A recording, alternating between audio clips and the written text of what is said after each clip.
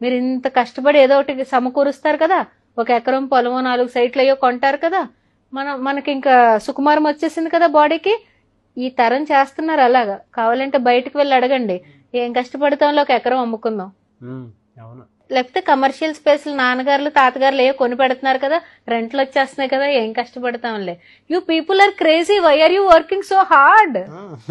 అంటే తల్లి తండ్రి పడే కష్టం, పెయిన్ తెలియకుండా ఈరోజు పిల్లల్ని పెంచుతున్నాం.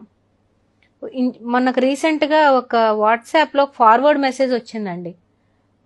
ఒక వ్యక్తి ఒక మల్టీనేషనల్ కంపెనీకి ఇంటర్వ్యూకి వెళ్ళాడంట.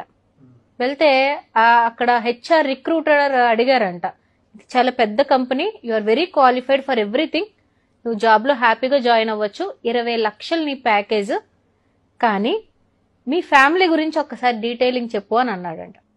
మా తల్లిదండ్రులు ఇనప వస్తువులు, ప్లాస్టిక్ డిస్పోజల్ ఇవి ఏరుకుని అవన్నీ వేస్ట్ డిస్పోజల్ అమ్మి నన్ను కష్టపడి చదివించారండి, అందుకనే నేను ఎలా అయినా పెద్ద ఉద్యోగం సంపాదించి వాళ్ళని బాగా చూసుకోవాలనుకుంటున్నానండి అని చెప్పాడంట ఈ ఉద్యోగానికి వెళ్ళిన వ్యక్తి. నీకు ఉద్యోగం తప్పనిసరిగా ఇస్తా, కానీ ఒక చిన్న పని చేసి పెడతావా నాకు అని అడిగారు. సరే ఏమన్నా చేస్తాను సార్ అన్నాడు. ఒక 3 రోజులు మీ అమ్మగారు నాన్నగారితో పాటు వెళ్ళి వాళ్ళు చేస్తున్న పని 3 డేస్ చేసి నువ్వు 4th డే రా, నేను నీకు జాబ్ ఇస్తాను అన్నాడు. ఫస్ట్ డే ఈవినింగ్ అండి, ఈ ఎంఎన్సీకి జాబ్ అప్లై చేసిన వ్యక్తి ఫస్ట్ డే ఈవినింగ్ కి చిన్న గాజు పెంకు గుర్చుకుని ఒక చిన్న ఐరన్ రాడ్ గీసుకునేటప్పటికి విలవిలవిల్లాడిపోయి హాస్పిటల్కి వెళ్ళిపోయి ఫస్ట్ ఎయిడ్ చేయించేసుకుని తల్లిదండ్రుల కాళ్ళ మీద పడిపోయి, ఇంత కష్టపడి ఇంత కోసుకుని ఇంత ఇనుముల గాజు పెంకుల మధ్యలో మీ రక్తాన్ని దారపోసి నన్ను చదివించారా అన్న పెయిన్ ఒక రోజు ఆ పనికి వెళ్తే తెలిసిందంటే ఈ పిల్లోడికి. వెంటనే కంపెనీ రిక్రూటర్ దగ్గరికి వెళ్ళాడు. సార్ మీరు జాబ్ ఇచ్చినా ఇవ్వకపోయినా వాళ్ళు నాకు కళ్ళు తెరిపించారు సార్, నా తల్లిదండ్రులు ఎంత రక్తం చిందించి నాకు ఈ రూపాయి సంపాదించారో నాకు ఇప్పటి వరకు నిజంగా తెలియదు. వాళ్ళు కష్టపడుతున్నారని తెలుసు కానీ చేతులు బొబ్బలు వచ్చేసి కాళ్ళు రాసుకుపోయేంతలా కష్టపడుతున్నారని నాకు తెలియదు సార్.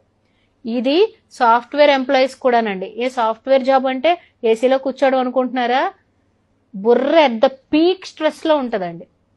4 బస్తాలు ఇసుక మోసినప్పుడు ఉన్న ఫిజికల్ కష్టం ఎలా ఉంటుందో సాఫ్ట్వేర్ లో ఒక చిన్న బగ్ ఎంటర్ అయినప్పుడు బుర్ర మీద అంత ప్రెషర్ ఉంటది. మరి ఈ రోజు పిల్లలు అమ్మకి నాన్నకి ₹1,00,000 జీతం పడితే జొమాటోలో ఆర్డర్లు చేసుకుంటారా? అమెజాన్ లో కూర్చుని గేమ్స్ కొనుక్కుంటా ఉంటారా? ఈ కష్టం పిల్లలకు తెలియాలి కదండి. It is not easy. ₹1 సంపాదించడం ఏమి ఈజీ కాదు. అలాంటి కష్టాలు తెలియకుండా ఫ్యూచర్ రెడీనెస్ చేయకుండా చిన్న దెబ్బలకి ఊరికి తలుపు సందులో ఏలు పెట్టడానికే భయపడిపోతా ఉంటే రేపు పొద్దున్న ఇంత పొల్యూటెడ్ సొసైటీని ఎలా ఎదుర్కొంటారు? బిడ్డ ఎక్కడున్నా కూడా బురదలో ఉన్న తామర పువ్వులో ఉండాలని కోరుకోవాలి. వెళ్ళాలి, బురదలో పాడేయాలి, కానీ మన పిల్లోడు తామర పువ్వులా ఉండాలి. మన పిల్ల అలా వికసించాలి. అంతేగాని అసలు బురదలోకే ఎంటర్ అవ్వకు, ఫ్రెష్ వాటర్ లో ఉండు, మినరల్ వాటర్ పోస్తాను, హిమాలయ వాటర్ తాగు అంటే where will they sustain? Future is not easy. Future is not at all easy. అమ్మేసుకుంటా తినేస్తానంటే అయిపోతుంది. 6 సంవత్సరాలు 5 సంవత్సరాలు మొత్తం అయిపోతుంది. తర్వాత దిస్. కానీ మీరు ఉన్నా లేకపోయినా మీ పిల్లల కాళ్ల మీద నిలబడాలి అంటే teach them that life skills.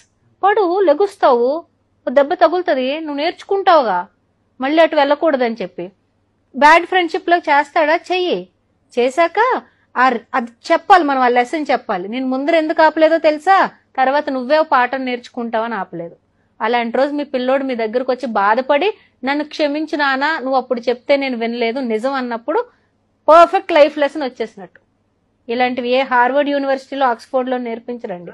అడుగు బయట పెట్టాలి, కష్టం పడాలి, ఒకసారి కింద పడాలి, పైకి లేవాలి, తప్పేంటో తెలుసుకోవాలి. Thank you so much doctor Ashlesha గారు.